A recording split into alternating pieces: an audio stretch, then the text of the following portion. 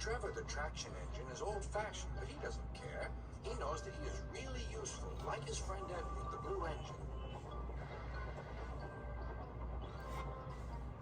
Early one morning, Trevor was chuffing about the vicarage orchard. He had important news for Edward. The vicar says that not all children are able to have holidays by the sea, so he's having a garden party to raise money for a seaside trip. I'm going to be the star attraction, Chatted Trevor, giving rides to all the visitors. The vicar is putting up posters all about it.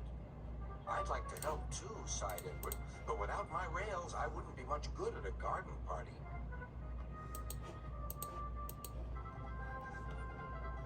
It was a beautiful day, but Edward was worried.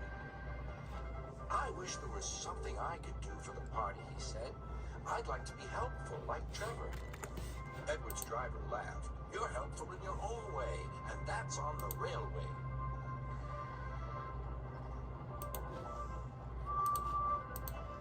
Next day, it was Trevor's turn to look disappointed. He had bad news.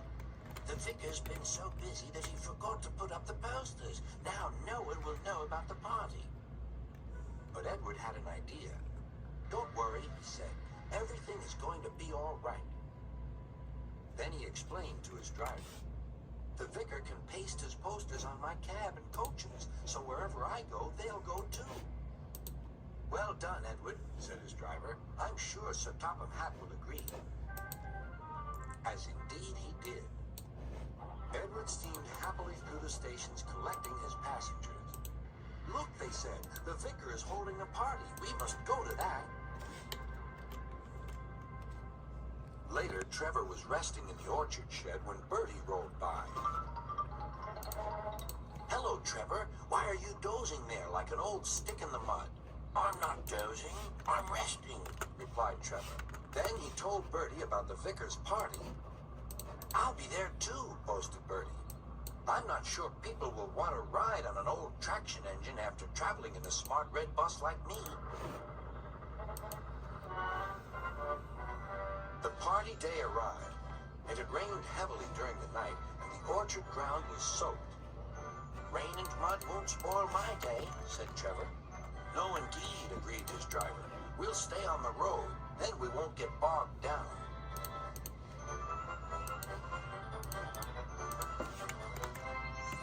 Trevor was soon busy trundling up and down the quiet country lane, carrying lots of laughing children.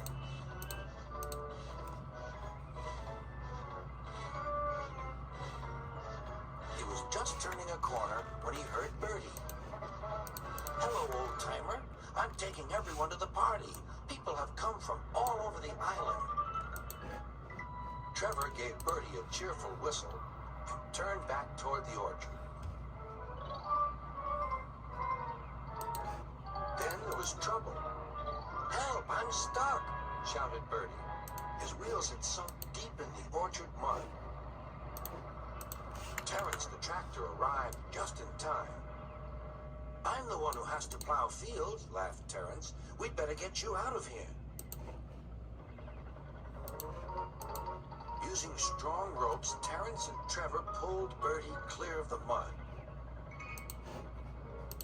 This will teach Bertie a thing or two, Trevor chuffed to himself. At last, Bertie was on the road again. Thank you, Trevor. You're not a stick in the mud at all. No, smiled Trevor. But you were, just for a little while. That evening, the vicar arrived to see Edward and his driver. Thanks to your good idea about the posters, hundreds of people paid to come to the party. We've raised lots of money for the children. Edward was very pleased, and Trevor fell happily asleep, thinking of all the children who would now get to the seaside at last.